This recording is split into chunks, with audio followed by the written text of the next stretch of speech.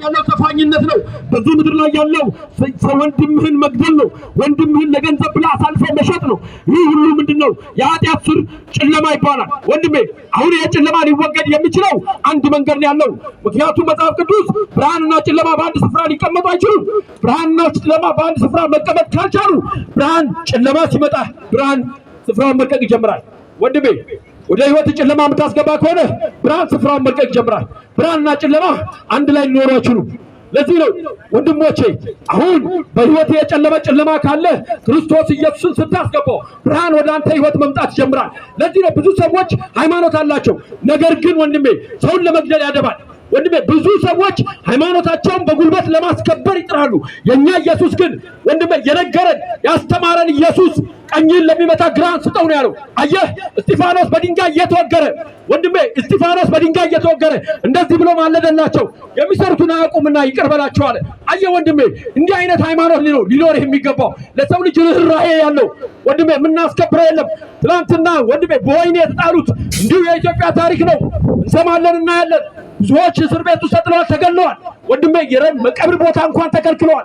ነገር ግን ወንድሜ ትናንትና እንደተበደሉ አይደለም፣ ዛሬ ግን ክርስቶስ ኢየሱስ አስቧቸዋል። ከስንት ሚሊዮን ወደ 40 ሚሊዮን ደርሰዋል። ምክንያቱም ኢየሱስ ሕያው ስለሆነ። ምክንያቱም ወንድሜ ክርስቶስ ኢየሱስ በህይወት ሲመጣ ጨለማ ስፍራውን መልቀቅ ይጀምራል።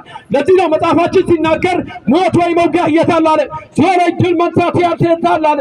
ወንድሞቼ ሲኦል ድል ተነስቷል፣ ጨለማ ከህይወታችሁ ይወገዳል።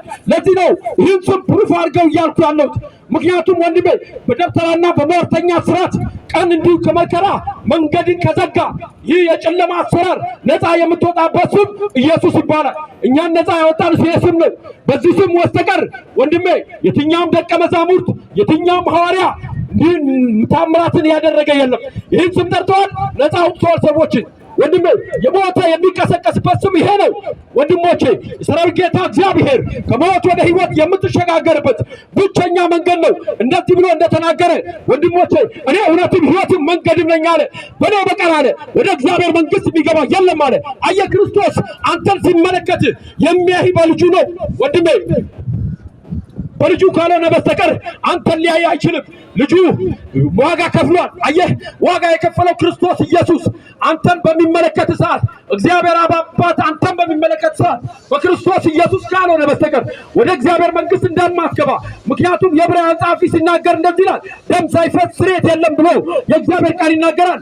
አሁን ያ በዘመን የነበረው የዮሐንሶችና የበጎች ደም ሰዎችን ኢፌክቲቭ ሊያደርግ ውጤታማ ሊያደርግ ስላልቻለ ወደ እግዚአብሔር መንግስት ማስገባት ስላልቻለ ልጁ ኢየሱስ ክርስቶስ አንዴና ለመጨረሻ በቀራንዮ መስቀል ላይ ስለኛ ስለበደላችን ስለ ኃጢአታችን ዋጋ ከፈለ። ይህ የሰራዊት ጌታ እግዚአብሔር ከሞት ወደ ህይወት የምትሸጋገርበት መንገድ ነው። ለዚህ ነው መጽሐፋችን ሲናገር እንደዚህ ብሎ የሚናገረው እኔ የህይወት እንጀራ ነኝ አለ። ከኔ የሚበላ አለ አየህ ከኔ የሚበላ ዳግመኛ አይራብም አለ። አሁን የምነግርህ ስለዚህ ስለ ምድር ስላለ ምግብ አይደለም ወንድሜ። ምግብን በምድር ላይ ሰርተህ በእጆችህ ሰርተህ ታሸንፋለህ። አየህ ይህ የዘላለም ህይወት የሆነው እንጀራ እሱ ከሱ የሚበላ